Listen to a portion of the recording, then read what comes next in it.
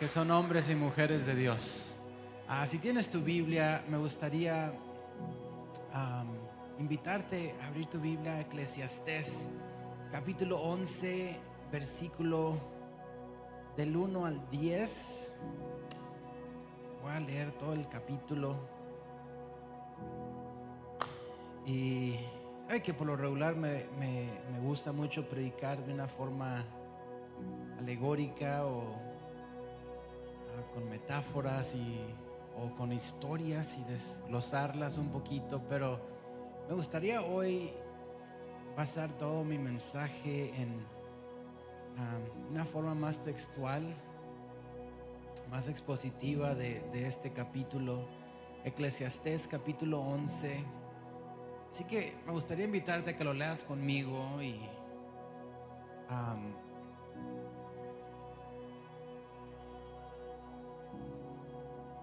si lo quieres mantener ahí abierto durante el sermón, sé que Dios te va a bendecir, pero vamos a leerlo juntos. Dice Eclesiastés capítulo 11, versículo 1 al 10, dice: echa tu pan sobre las aguas, porque después de muchos días lo hallarás. Reparte a 7 y aún a 8, porque no sabes el mal que vendrá sobre la tierra. Si las nubes fueren llenas de agua, sobre la tierra la derramarán. Y si el árbol cayere al sur o al norte, en el lugar que el árbol cayere, ahí quedará. El que al viento observa no sembrará, y el que mira las nubes no segará. Como tú no sabes cuál es el camino del viento, o cómo crecen los huesos en el vientre de la mujer encinta, así ignoras la obra de Dios, el cual hace todas las cosas. Por las mañanas siembra tu semilla, y en la tarde no dejes reposar tu mano, porque no sabes cuál es lo mejor, si esto o aquello, o si lo uno y lo otro es igualmente bueno. Suave ciertamente es la luz, y agradable a los ojos ver el sol. Pero aunque un hombre viva muchos años, y en todos ellos tenga gozo, acuérdese sin embargo que los días de las tinieblas serán muchos. Todo cuanto viene es vanidad. Alégrate, joven, en tu juventud, y toma placer tu corazón en los días de tu adolescencia, y anda en los caminos de tu corazón y en la vista de tus ojos. Pero sabe que sobre todas estas cosas te juzgará Dios.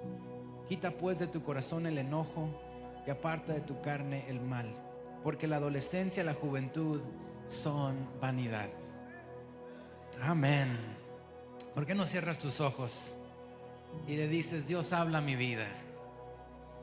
Dios es un caballero y Él no bendice a nadie a la fuerza. Pero cuando tú abres tu mente y tu corazón para recibir de Él, Él es fiel para depositar sobre tu vida cada una de sus promesas, sus propósitos. Pero tiene que iniciar contigo. Sé que hay personas que a lo mejor han estado orando para que Dios hable a tu vida, pero no hay como cuando tú abres tu mente y tu corazón. Sabes que cuando Dios habla, los montes se estremecen y las aguas se mecen. Pero a veces lo único que no se mueve cuando Dios habla somos los seres humanos, porque Dios te dio la oportunidad de decirle no a Dios o sí a Dios. Y mi reto para ti es que le digas sí a Dios. Cierra tus ojos y le: sí, Dios, háblame. Yo quiero lo que tú tienes para mí este día. Yo necesito lo que tú tienes para mí en este día. Padre celestial, yo me uno a la oración de esta hermosa congregación, y en esta hora venimos a pedirte que seas tú quien nos hables, quien nos ministres, que nos retes, que nos inspires. Espíritu Santo, ministranos por medio de tu palabra.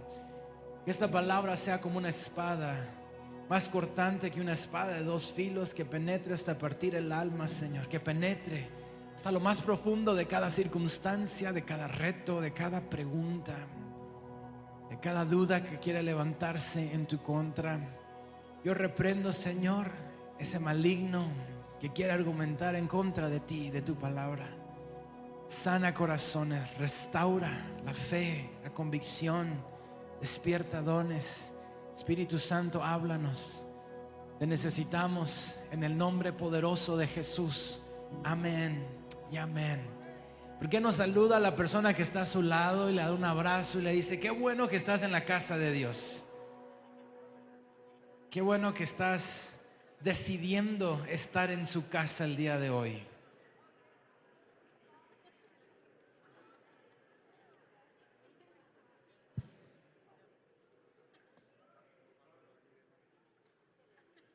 Puedes tomar asiento en esta hora y aquí estoy con lentes. Le decía al servicio de la mañana que fui a ver al doctor porque ahora tengo que mirar muy cerquita todo y aún así no lo veo. Y le dije al doctor, no sé qué me está pasando. Y me dice, nada más estás poniéndote viejo. Así que no me dio mucha esperanza.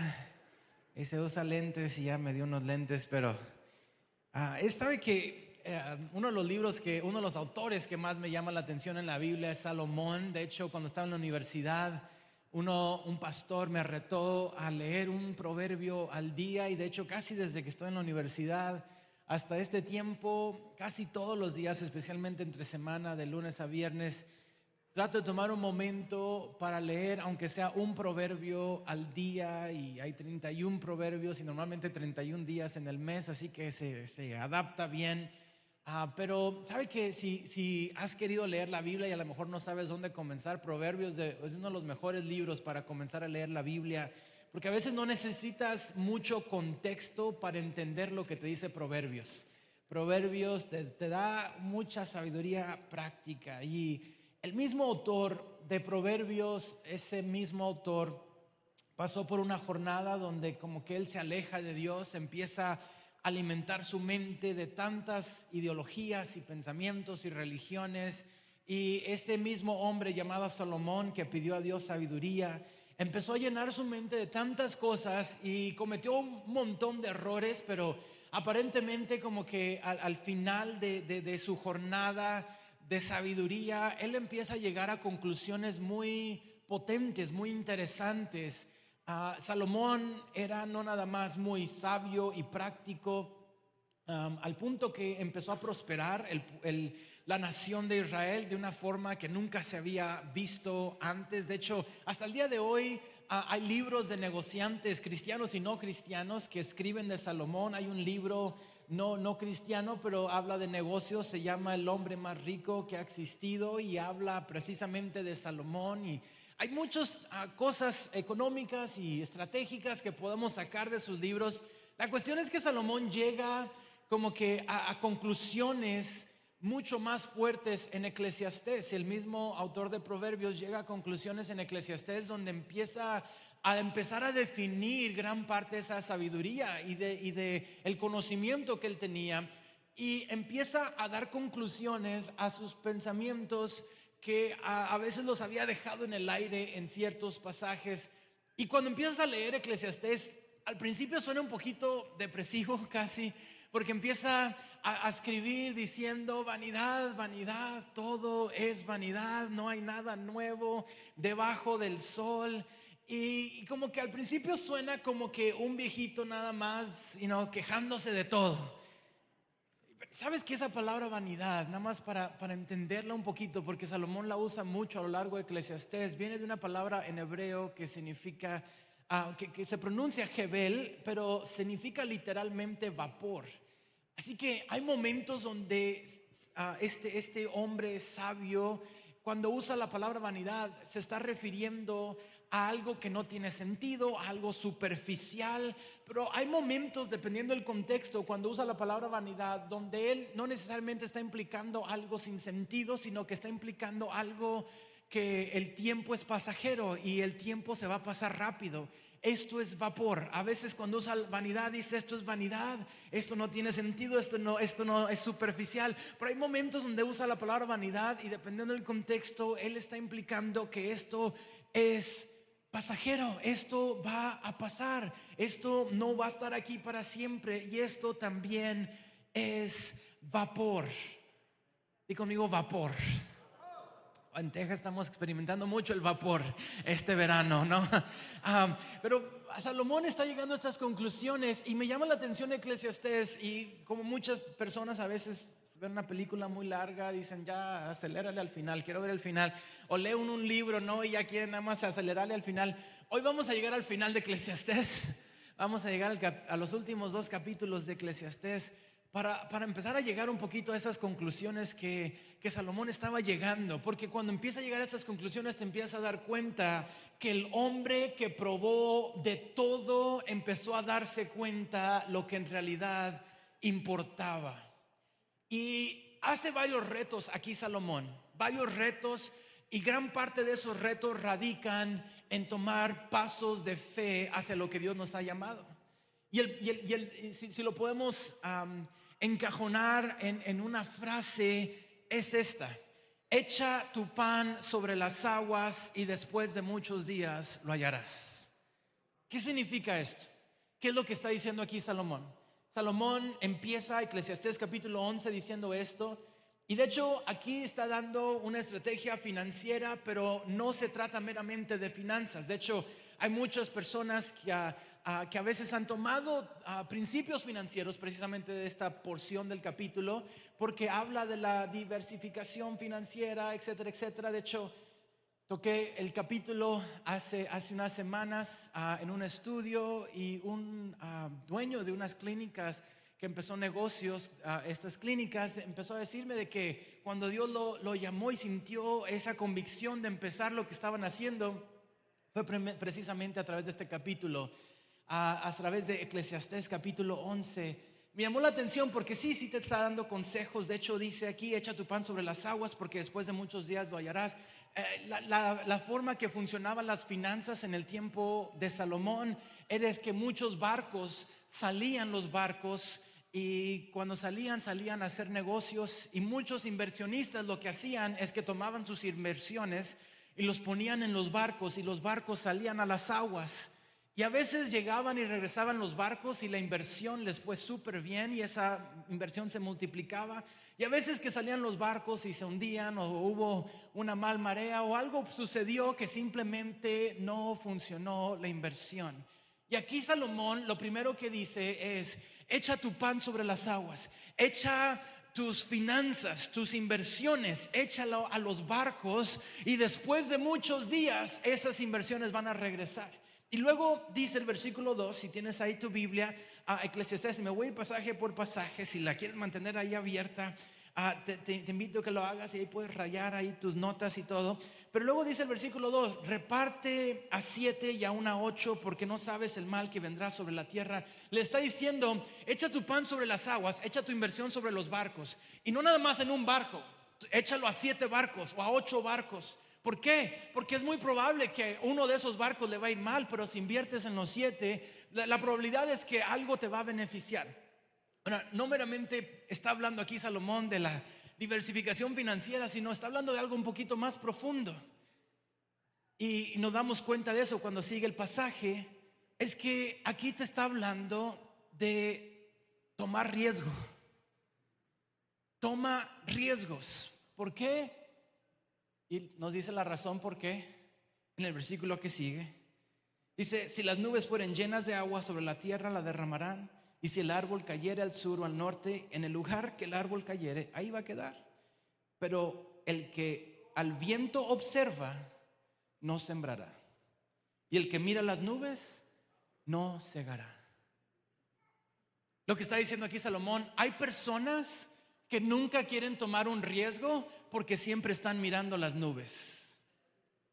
Es que parece como que la marea va a estar difícil, mejor no inviertas nada, no va a suceder nada. Y hay gente que dice: no, es que el viento, mira cómo el viento está tocando. Dice aquí Salomón: el que no siembra porque tiene miedo, empieza a ver las nubes y se enfoca en todo lo negativo, esa persona nunca va a sembrar. Y naturalmente el que no siembra nunca va a segar. Así que involucra riesgo el sembrar, sí, pero si no siembras no vas a poder cosechar. Lo que está diciendo aquí Salomón es: entonces, ¿cuál es la respuesta? La respuesta es: no nada más inviertes en un barco, invierte en 2 y en 3 y en 4 y en 5 y en 6 y en 7. En otras palabras, si quieres una excusa para no hacer lo que Dios te está llamando a hacer, la vas a encontrar. Puedes decir: es que es la culpa del clima financiero, es que la culpa de la política, es que la culpa de inmigración, es que es la culpa de la sociedad, es la culpa del racismo, es la culpa de mi educación, es la culpa de mis papás, es la culpa de esto y esto y esto y esto. El que mira a las nubes nunca va a sembrar, y el que nunca siembra nunca va a cosechar. Aleluya. El que siempre quiere encontrarle una excusa, la va a encontrar. Salomón aquí está retando. Aquí Salomón empieza ya al final de su discurso, y empieza casi llegando al final de todo su entendimiento, y empieza a decir: hay gente que se queja mucho porque no tiene, pero es que no siembra. El que siempre se está quejando en las nubes, puede quejarse en las nubes todo lo que quiera, pero nunca va a tener cosecha.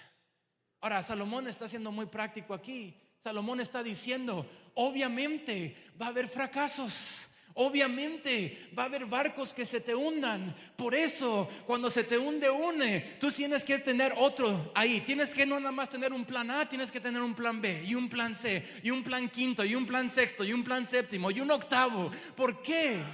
Porque nos movemos por fe. En otras palabras, ¿va a haber fracasos? Sí. Eso no es una excusa para seguir invirtiendo en el nombre de Dios. Eso no es una excusa para seguir soñando de lo que Dios puede hacer. Pero hay personas que definen todo su don en base a un barco. Es que invertí en una ocasión y el barco se hundió, ya no quiero invertir otra vez. Salomón dice: ay no, ese es un fracaso mayor. El fracaso mayor no es que fracasaste intentándolo, el fracaso mayor es que nunca lo intentaste. El fracaso mayor es aquellas personas que han convertido de su derrota toda una narrativa para no seguir intentando lo que Dios los ha llamado a hacer. Iglesia, yo quiero venir a recordarte primero lo que Salomón le estaba tratando de recordar a todos sus lectores. Tú has sido llamado a vivir por fe. Tú has sido llamado a vivir por fe. Echa tu pan sobre las aguas y después de muchos días lo vas a encontrar. Sigue intentando aun cuando fracasaste. Es más, tienes que entender esto: vamos a fracasar en algún momento, pero por eso invierte en 6, en 7, en 8 y sigue intentando y sigue intentando. ¿Por qué? Porque más va a ser la bendición que el fracaso. Más va a ser la respuesta y el fruto que los retos. Y luego sigue Salomón, versículo 5. Dice, el versículo 5, si lo tienes ahí abierto, dice: así como tú no sabes cuál es el camino del viento, o cómo crecen los huesos en el vientre de la mujer encinta, así tú tampoco sabes la obra de Dios, el cual hace todas las cosas. Se me hace bien padre esta imagen que está pintando Salomón, porque Salomón aquí está diciendo, y estamos hablando en el tiempo bíblico, ¿no? Hoy en día tenemos ultrasonido y aún así está limitada nuestra información, pero ya está mucho más avanzada. En el tiempo bíblico ellos no podían ver dentro del vientre, pero ellos sabían que venía un bebé. Dice, así a lo mejor tú puedes ver la temporada, no puedes determinar el viento tan exacto. Tú sabes cuando una mujer está embarazada, dice, pero no alcanzas a ver los huesos desarrollándose dentro del vientre de la mujer. Y lo que está diciendo aquí Salomón: a veces queremos saber todos los detalles en vez de que confiar que Dios tiene un propósito para nuestras vidas. Hay momentos, hay detalles que no vas a entender y que no los podemos ver, pero aún así Dios está obrando dentro de lo que no puedes ver. Dios puede estar formando huesos para tu nuevo negocio. Dios a lo mejor está formando huesos para sanar tu matrimonio. Dios está formando huesos para cumplir los propósitos por el cual Él te trajo a este lugar. Hay cosas que tú no alcanzas a ver. Tú no alcanzas a ver los huesos dentro del vientre de la mujer y cómo el bebé se está formando, pero podemos juzgar los tiempos. Si tú sabes que Dios está desarrollando algo en este momento, aunque no veas el detalle, confía que detrás del telón hay un Dios formando lo que está fuera de tu capacidad para formar. Salomón está llegando a una conclusión muy potente, donde Salomón está retando a decir: hay cosas que yo mismo no entiendo, pero tengo que confiar que si la mujer está embarazada, que si el tiempo está embarazado, Dios va a traer a cabo sus planes. Dios va a dar a luz sus planes en mi vida. Aquí está Salomón retando, y luego llega el versículo 6 y sigue retando Salomón. Dice: por la mañana siembra tu semilla, y a la tarde no dejes reposar tu mano, porque no sabes cuál es lo mejor, si esto o aquello, si el uno o lo otro es igualmente bueno.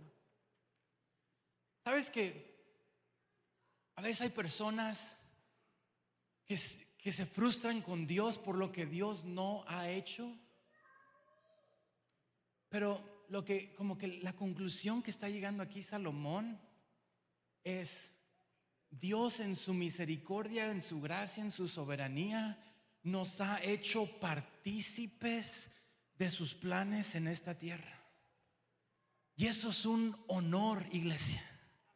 Eso es una bendición, iglesia. En otras palabras, lo que está diciendo aquí es: tienes que trabajar. Aleluya. Y ahí no escuché ni un amén. Aleluya.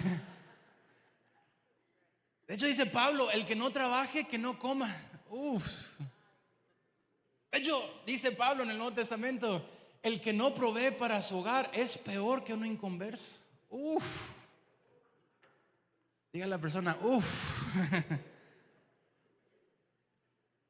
¿Sabes que Pablo está presentando aquí una participación del ser humano en el plan de Dios?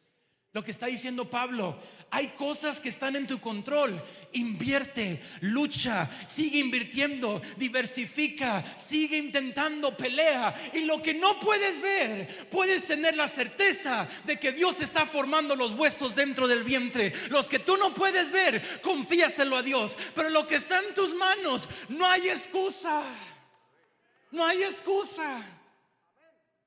Imagínate aquella persona que dice: no, pues es que si Dios lo quiere para mí, Dios lo va a proveer. Si Dios quiere que me case, alguien va a venir, la mujer va a invitarme a salir a comer.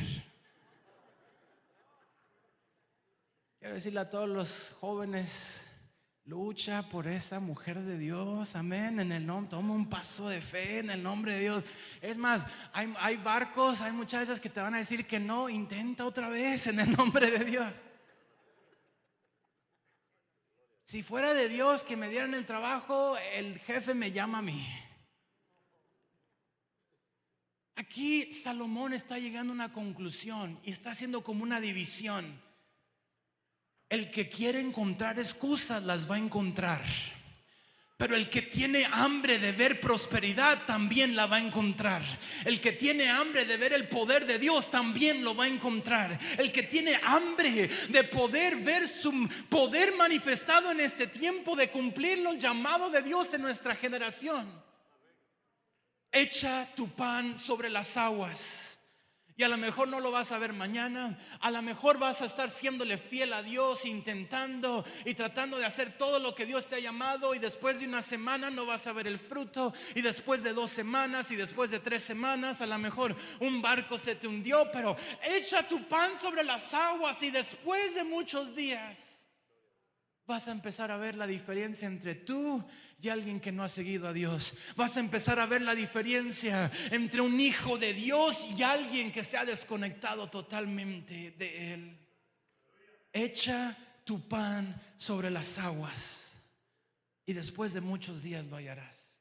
Pero sigamos, Eclesiastés, versículo 7. Dice: suave ciertamente es la luz, y agradable a los ojos ver el sol.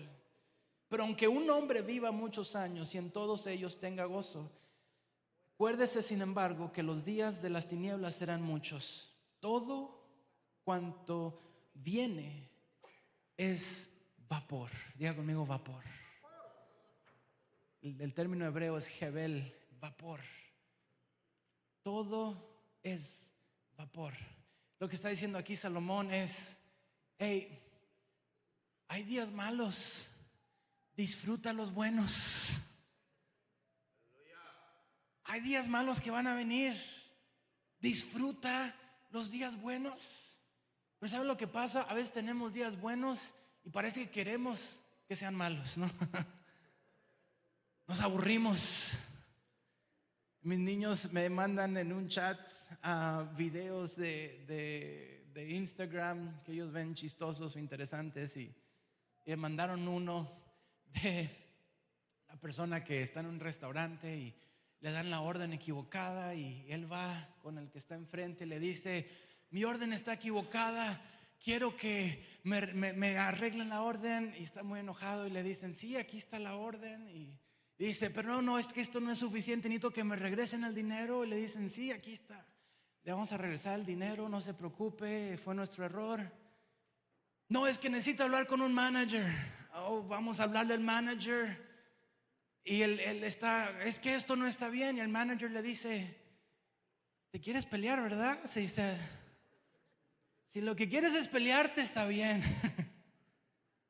Pero te están tratando de arreglar esta situación. A veces siento que Dios nos está haciendo la pregunta: ¿quieres problemas, verdad? Porque cuando todo está yendo bien parece que ni aún así estás contento. Salomón está diciendo: disfruta los días buenos. ¿Por qué? Porque el sol sale sobre el justo y el injusto, la lluvia cae sobre el justo y el injusto. Disfruta los días buenos. ¿Por qué? Porque van a venir días malos. Todo es vapor, esto va y viene. Pero puedes disfrutar de las riquezas de Dios. Y luego mira lo que dice el versículo 8. Dice, el versículo 9, perdón. Le dice a los jóvenes: alégrate. Y conmigo esa palabra: alégrate. Alégrate.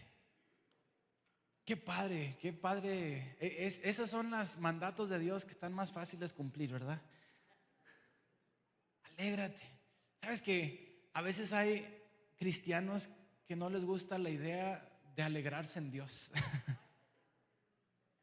No, es que el cristiano tiene que estar enojado, ¿no? Tiene que estar amargado. Aquí Dios, aquí Salomón lo que le está diciendo al pueblo es: alégrate, joven, en tu juventud, y tome placer tu corazón en los días de tu adolescencia. Ya anda en los caminos de tu corazón y en la vista de tus ojos, pero recuerda que sobre todo esto Dios te va a juzgar. Yo voy a pintarte esta imagen. Es como cuando yo llevo a mi niño. Tengo un niño de 8 años y lo llevo al parque. Y llevo a mi niño al parque y está en el playground, está en el lugar donde están todos los juegos. Y le digo a mi niño: juega todo lo que quieras, pero no te vayas a cruzar la calle, que pasan carros. Mi niño sabe que lo estoy viendo. Y sabes que esa mirada del padre trae gozo, esperanza, pero también trae un poquito de temor. ¿Por qué? Porque el niño puede jugar confiadamente porque mi papá me está viendo. Pero si el niño cruza la calle, él también tiene un poquito de temor de decir: hay parámetros que no puedo cruzar. Iglesia, muchas veces decimos: Dios, yo quiero tu bendición. Dios, yo quiero tu protección. Protégeme a mí, protégeme a mis hijos. Dios, yo quiero que seas mi proveedor. Provee para nosotros. Mira, Señor, mi llanto, mira mi dolor. Hazme caso, Dios interviene. Pero sabes que cuando la mirada de Dios está sobre ti, provoca la bendición, pero también provoca temor. No puedes tener una cosa sin tener la otra. ¿Por qué? Porque esa misma mirada que te da esperanza de protección es la misma mirada que nos recuerda que tú y yo vamos a ser juzgados por nuestras acciones. Salomón le dice al joven: diviértete en los parámetros que Dios te ha dado. Diviértete todo lo que quieres, pero recuerda que hay un Dios que te está mirando. Y sabes que para muchos la mirada de Dios provoca emoción y gratitud, y que gracias, Dios, por poner tu mirada sobre mí, porque sé que tu mirada puesta en mí. Amén. No soy cantante, pero la mirada de Dios sobre ciertos les provoca miedo. Especialmente cuando no estás haciendo lo que Dios te está llamando a hacer. Especialmente cuando no estamos cumpliendo lo que Dios nos ha llamado a cumplir. Diviértete, alégrate, pero recuerda que vas a rendir cuentas a Dios. Recuerda que hay un Dios que te va a juzgar. Di conmigo, juzgar. ¿Sabe que esa palabra, como que tenemos muy mala relación con esa palabra en nuestro tiempo? Y creo que en parte, muchos han desarrollado este concepto de: a mí nadie me puede juzgar, el único que me juzga es Dios. Teología popular no bíblica, ¿no? Y la cuestión es esta: hay una forma bíblica de juzgar y hay una forma no bíblica de juzgar. Y Jesús, creo que mucho de esto se basa en Mateo, cuando Jesús reta a no juzguéis para no ser juzgados. Pero cuando entiendes ese pasaje, está hablando de: primero preocúpate por la viga en tu ojo antes de preocuparte por la paja en el ojo de tu hermano. Pero Jesús, en Juan capítulo 7 versículo 24, Jesús presenta el juicio dentro de un contexto más holístico y más global. Y dice Jesús, y esto es Jesús hablando, diciendo: no juzguéis en base a apariencia, pero mantén un juicio justo. Jesús nos dice que debemos tener un juicio justo. No en base a apariencia, pero un juicio justo. Ahora, aquí está el juicio que no es bíblico. Si yo veo que mi hermano que está aquí enfrente es fanático de los Packers o de los Patriots, o de algún otro equipo, o que está haciendo un pecado, yo tengo dos opciones. Yo puedo regresar con él y decir: mira, tienes que regresar a los Cowboys, tienes que regresar al camino correcto. O lo malo es si yo voy detrás de sus espaldas sin que él se dé cuenta y le digo a todo el mundo lo pésimo que es con el fútbol él. ¿Sí ve la diferencia? ¿Cómo le va a ayudar a mi hermano de que yo esté chismeando detrás de sus espaldas de lo horrible que es? Si genuinamente estás preocupado por alguien, la Biblia dice: ve con esa persona directamente. Ese juicio justo en amor es bíblico. Ahora, no te estoy diciendo que vayas y juzgues a todo mundo en tu trabajo, pero a las personas que amas tienes que juzgarlas. Y tú tienes que estar agradecido con Dios por tener gente que te ama suficiente como para decirte cuando estás metiendo la pata. Gracias a Dios que tienes personas en tu vida que te dicen: vas por mal camino. Imagínate que nada más estés rodeado de gente que nada más te diga que sí a todo. Imagínate que estés rodeado de gente que nada más te diga: no, pues tú dale, si lo sientes en tu corazón, nadie te puede juzgar, tú haz lo que tú sientas en tu corazón. Ese no es un amigo. Un amigo verdadero va a retarte con una verdad de Dios. Un amigo verdadero va a juzgar cuando algo está bien y cuando algo está mal. Yo espero, es lo que dice Jesús, no estamos juzgando en base a apariencias, pero si tú no tienes una relación cercana con esa persona y un amigo cercano, y tú sabes que hay cosas que no están bien y que no están mal, dice Jesús: ten un juicio justo. Es decir: oye, me preocupa esto, ¿te puedo ayudar con algo? Y tú y yo, los dos, necesitamos esas voces en nuestras vidas. Yo espero, ¿cuántos papás hay aquí? Yo espero, papá, que cuando venga un muchacho que se quiera casar con tu hija, que tengas juicio justo. Amén. Y a lo mejor también una escopeta, y nada más para que la vean, no, nada más para que sepan que la tienes. No sé qué. corren esa parte del sermón. Imagínate que tengas a alguien que te viene y te pide prestado $1,000 y que tú sabes que tu primo le prestó y nunca le pagó, y tu papá le prestó y nunca le pagó, y que el otro vecino le prestó y nadie le pagó, y tú dices: no, pues se los va a prestar, que al cabo ¿quién soy yo para juzgar? Jesús dice: ten un juicio justo. Ese concepto populista de nuestro tiempo de no juzgues nada, no tienes que juzgar a nadie, no, reprende eso. Dios te llamó, dice: por sus frutos los conoceréis, por sus frutos los conoceréis. De hecho, Pablo dice: aun si viene un ángel de luz y te presenta un evangelio que no es de Dios, tú puedes juzgar y decir: eso no está en la Biblia. Pablo dice: si yo mismo vengo con otro evangelio.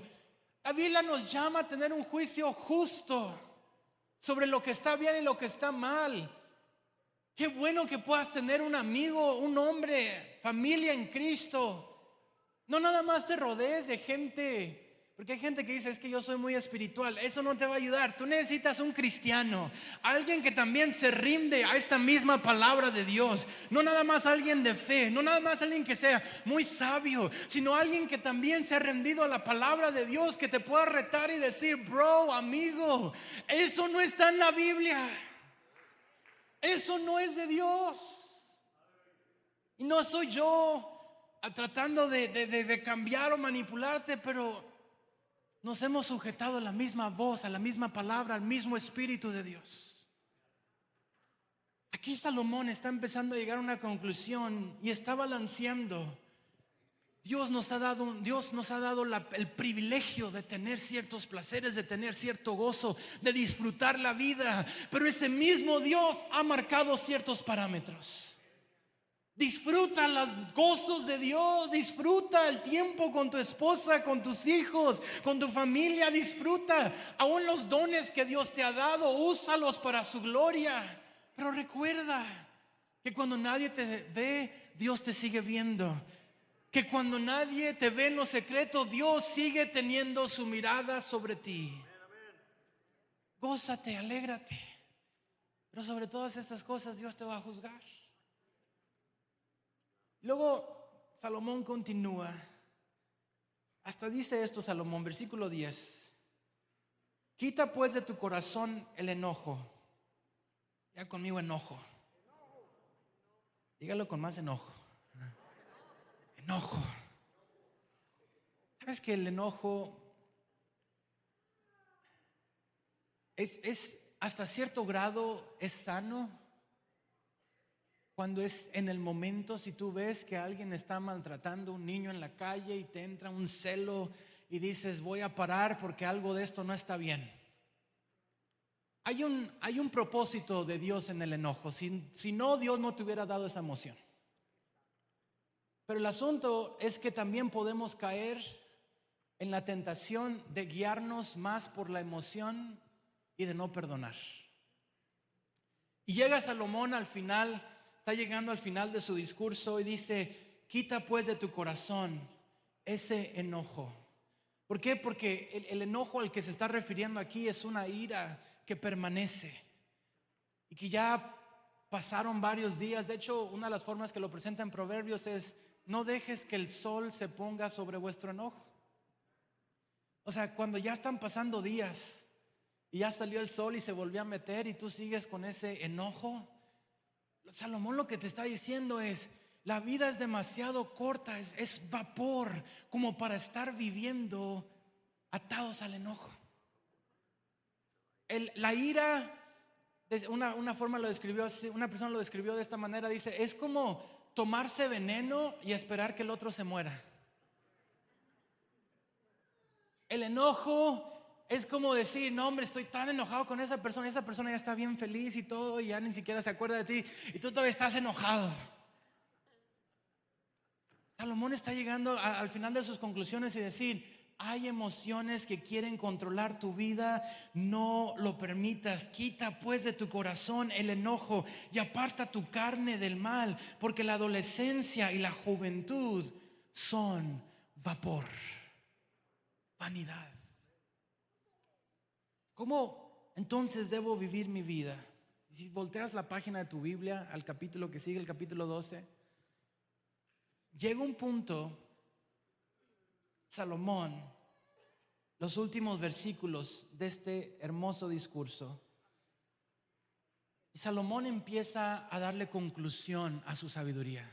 Salomón empieza a darle conclusión a muchas de las cosas. Ahora, te recuerdo, Salomón no fue perfecto. De hecho, Salomón empezó a meterse y a coquetear con un montón de ideologías y religiones y perspectivas, y se alejó muy claramente de Dios.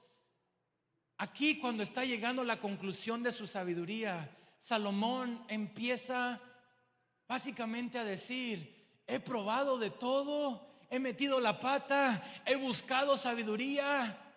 Y luego llega la conclusión, versículo 13, Eclesiastés 12:13. Si lo tienes ahí: el fin de todo el discurso es este. Después de escuchar todas las ideologías y todos los pensamientos, la conclusión que llega el hombre más sabio del mundo dice: el fin de todo el discurso es este: teme a Dios y guarda sus mandamientos, porque esto es todo el propósito del hombre. Wow. Luego mira, porque Dios, versículo 14, porque Dios traerá, di conmigo, toda obra a juicio, juntamente con toda cosa encubierta, sea bueno o sea malo. El Dios que te ve en lo bueno es el Dios que te ve en lo malo.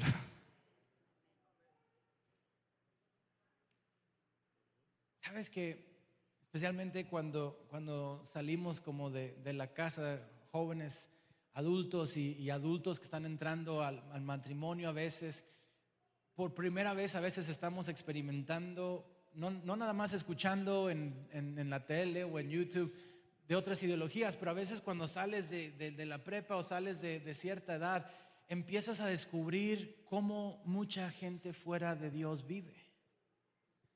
Y a veces esas ideologías pueden ser muy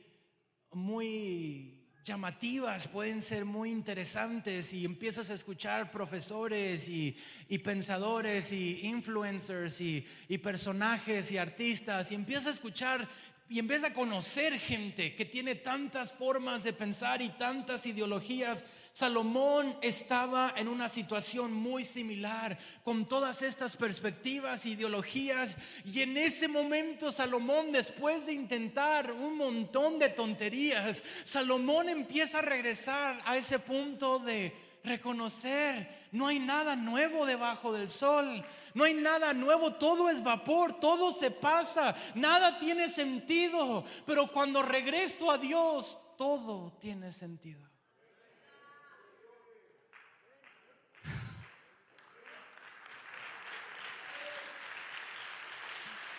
Qué fuerte. El hombre que lo prueba todo y que no encuentra, ya ni siquiera le encuentra gusto al sabor de la tortilla. Decía alguien por ahí, un filósofo por cierto, dice: cuando te deprimas así, deja de comer 5 días y le vas a encontrar gusto a la tortilla otra vez.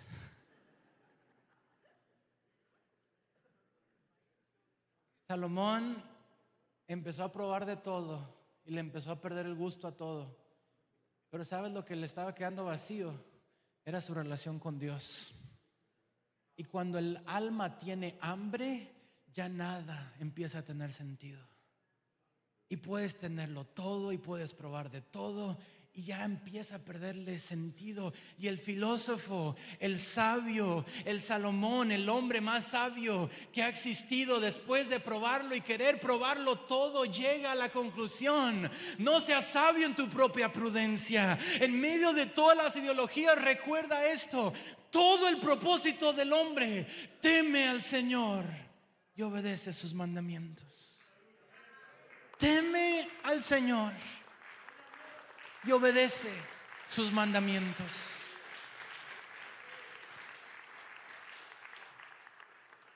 Porque cuando empiezas a hacer esto que suena tan básico, todo va a empezar a cobrar sentido. Todo le vas a empezar a encontrar el gozo. La tortilla te va a empezar a saber más rica. Y los propósitos de Dios empiezan a ser cumplidos. Voy a invitarte a estar de pie. Voy a terminar con esto.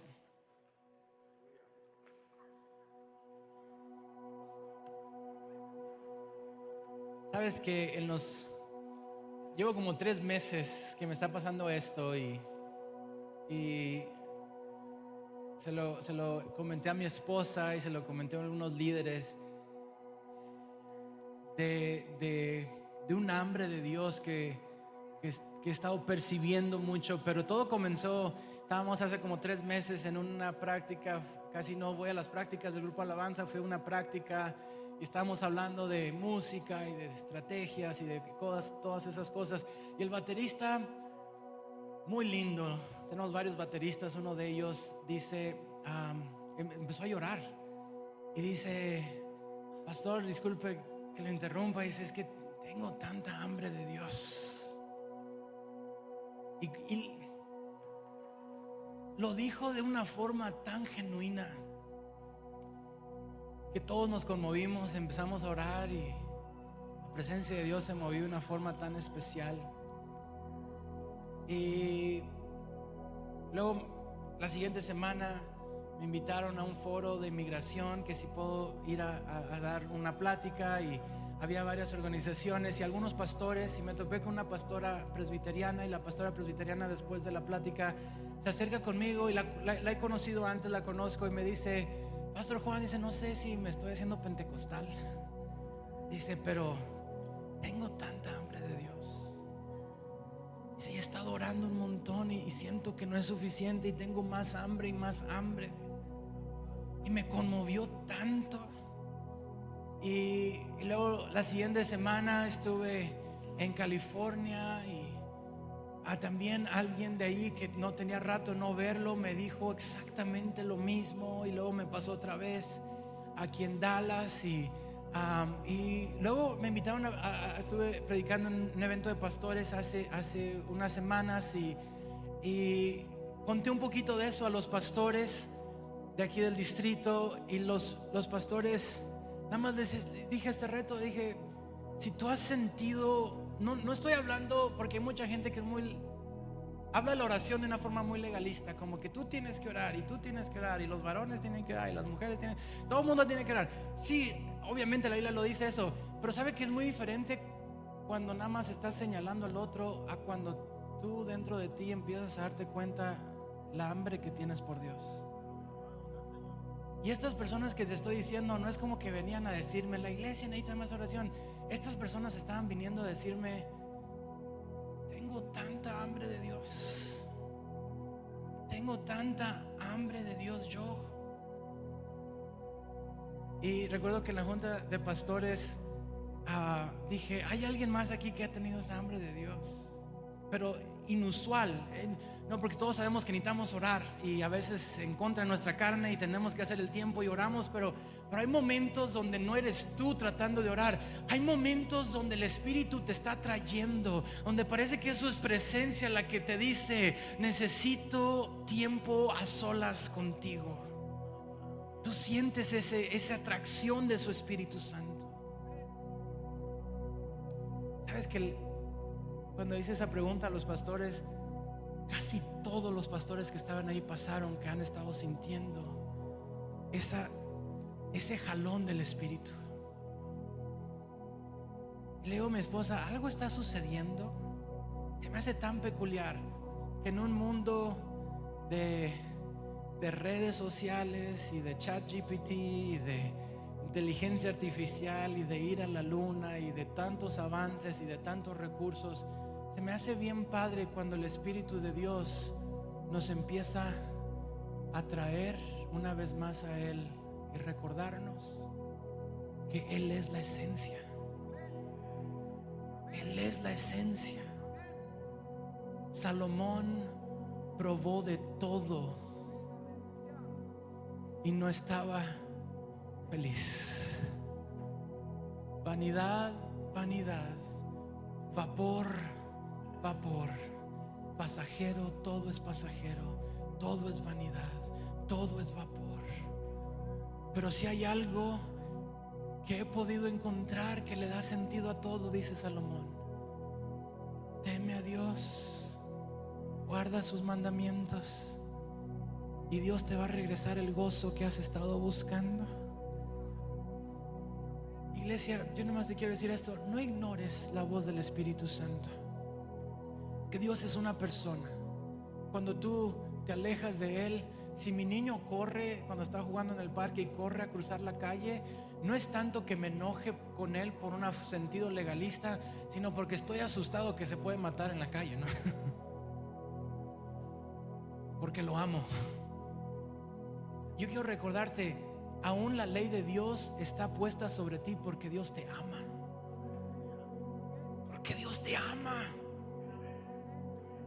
Te ama con un gran amor. Porque un padre que ama a sus hijos los corrige. Porque un padre que ama a sus hijos les da dirección. Aún su ley es evidencia de su amor. Pero también porque Dios es una persona, podemos entristecer el Espíritu Santo. Yo nomás quiero retarte, iglesia, porque vivimos en una cultura donde a veces vemos la iglesia como si fuéramos consumistas, ¿no? Como si fuéramos a Disney, ¿no? Ya pagué por el show, a ver qué tan bueno va a estar el show, a ver si me entretienen, a ver si está bueno lo que me van a dar. Iglesia, eso no es la iglesia. Es una versión muy barata de lo que es la iglesia. Tú y yo hemos venido a rendirnos a su presencia, porque hemos reconocido que esta es la fuente, que este es el fundamento, que esto es lo importante, que esto es lo que me da la fuerza para vencer allá afuera. Yo no he venido como un consumidor, yo he venido como un adorador, con alguien que tiene hambre, que tiene hambre. Yo quiero invitarte que tomemos un momento para buscar su presencia. ¿Será posible que le podamos dar unos 10 minutos al Espíritu Santo y decir: Dios, no he venido y salirme? Esto no es eso es religión. Yo no vine por religión. Yo necesito tu presencia. Yo he venido para hablar con la persona del Espíritu Santo, para conectarme con Él. ¿Por qué no tomamos un momento? Si es posible que pases este altar, o si quieres hincarte ahí donde estás, o si quieres postrarte, o si quieres nada más quedarte parado. Pero yo sí quiero retarte que sacrifiques un poquito, que ignores tu celular, que le des este tiempo al Espíritu Santo. Dale este tiempo al Espíritu Santo. Si quieres aún orar ahí con tu esposa a un lado, o si quieres orar ahí con tus hijos, no sé, pero dale este tiempo al Espíritu Santo. Esto es la esencia. Esto es la esencia. Gloria a Dios por los recursos. Todos los recursos son secundarios a su presencia. Todos los recursos son secundarios a su palabra. Aleluya. Aleluya. Aleluya.